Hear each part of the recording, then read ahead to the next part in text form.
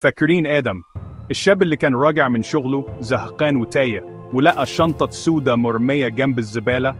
الشنطة اللي كانت فيها ظرف و10,000 جنيه وجملة غريبة مكتوبة: دي البداية، لو عايز تكمل امشي على العلامات.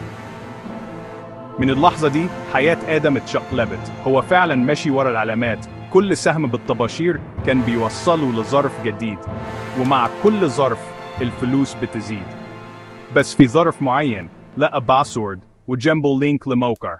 آدم رجع بيته، قاعد قدام اللابتوب وفتح الموقع، والمفاجأة الموقع شكله بسيط بس كان فيه حاجة غريبة: مرحبا بيك في اللعبة، كل مرحلة هتاخدك خطوة أقرب للحقيقة. آدم افتكرها هزار أو مقلب من حد، بس فضوله كان أقوى منه. دخل الباسورد وفجأة فتحت له أول مرحلة: أركب تاكسي الساعة 3 الفجر وانزل في شارع اسمه النفق وامشي فيه 5 دقايق من غير ما تبص وراك. آدم قعد يفكر. 3 الفجر، شارع مظلم، بس جزء منه كان بيقوله: ما أنت كده كده تايه، إيه اللي هيحصل يعني؟ وفعلا خرج من بيته الساعة 2:30 وركب تاكسي وقال للسواق ينزلوا في الشارع المطلوب. الشارع كان هادي مظلم وحتى الهوا كان تقيل. آدم مشي وفي آخر الشارع لقى نفس الشنطة السوداء. فتحها لقى 30,000 جنيه وموبايل جديد. بس الغريب الموبايل كان فيه فيديو بيصوره وهو ماشي في الشارع دلوقتي. مين صور الفيديو؟ امتى؟ ازاي؟ وازاي وصل له قبل ما هو حتى يرجع بيته؟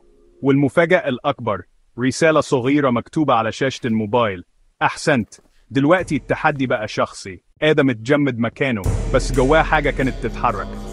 الخوف، يمكن الفضول أكتر، بس الأكيد إنه حاسس بشعور عمره ما حسه: الإثارة، الترقب والرهبة.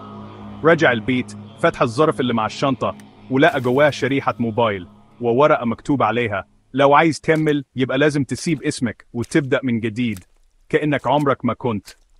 آدم مسك الورقة، قاعد يبص فيها كأنها عقد حياة جديد. وفجأة الموبايل رن، بس مفيش رقم ظاهر، بس كان في صوت واحد بيقوله: وصلت لمرحلة ما ينفعش ترجع فيها ورا، اختار هتكمل ولا هتنسحب. آدم ما قالش كلمة، قفل الموبايل وابتسم. القصة لسه مخلصتش، واللي جاي فيه أسرار ممكن تغير حياة أي حد.